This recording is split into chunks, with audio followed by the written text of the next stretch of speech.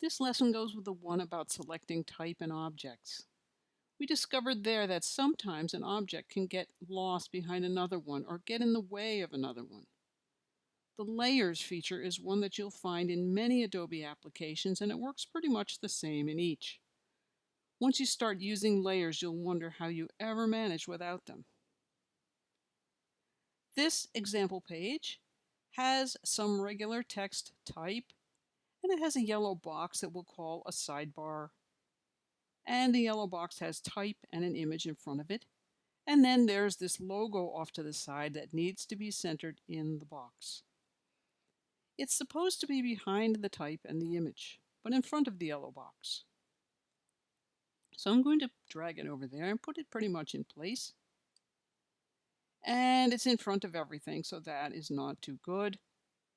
I'm going to try to move it back. In the Object menu, we go to Arrange, and I'm going to Send Backward. But now it's only partially behind what it needs to be behind, so that's not too good. I'm going to try again. Object, Arrange, and Send to Back. Oh, but now it's gone behind everything. I'm going to undo that and get that out of the way. At this point, I want to start using layers. So we just go over here and get the Layers panel, and we notice that Layer 1 is in place already. Every single InDesign project you will ever work on starts with a Layer 1 that is the default. And you see this little blue line here. That is the color of the frame of everything that is on that layer. Probably up to this point, everything you've ever worked on in InDesign has a blue frame, right? That's because it's on layer 1. I want to create another layer. So all I do is click on this icon down here that says Create New Layer. And there's layer 2.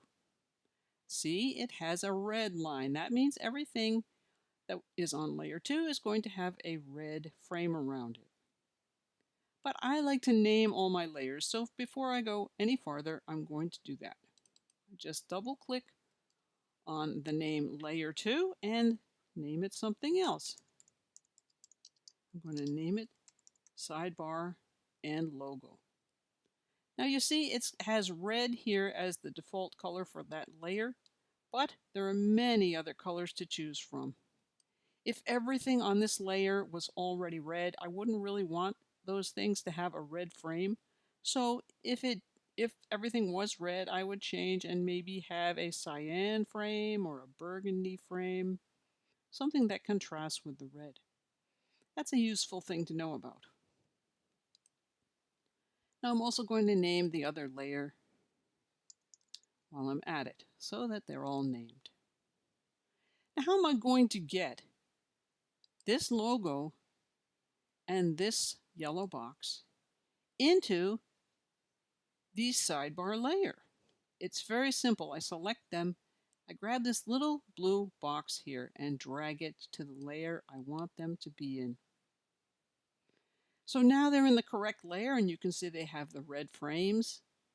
That's terrific, except for the problem that they are in the way now. They're in the front. We want them to be behind.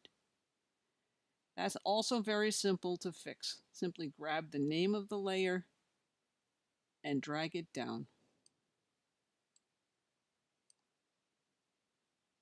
Any layer that is above another is going to be in front. So the type layer is now in front, the sidebar and logo layer is behind. And the sidebar and logo still have red frames or bounding boxes, and the type still has blue. Now I'm going to drag the logo into place. And in preview mode especially, you can tell that the logo is behind the image and the type, but in front of the yellow box, right where we want it. Now I'm going to lock this sidebar layer. Simply click on this little lock box. And see, it has a line through the pen, meaning that I can't work in that box.